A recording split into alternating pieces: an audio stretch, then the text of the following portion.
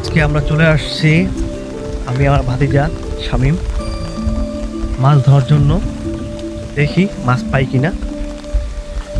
সবাই থাকেন আমাদের সাথে।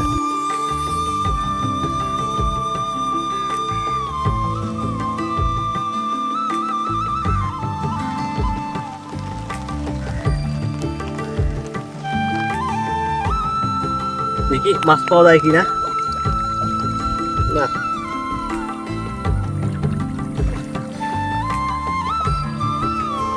আসলে ভাগ্য খারাপ, মাছ পাইতেছি না। সামনে কি অবস্থা হয়।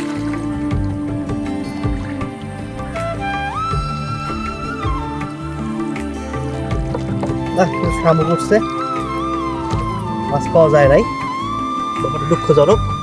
আজকে মাছ পাই নাই, তারপর নেক্সট টাইম আসবো এখানে, দেখি মাছ পাওয়া যায়, আপনাদেরকে জানাবো ইনশাআল্লাহ।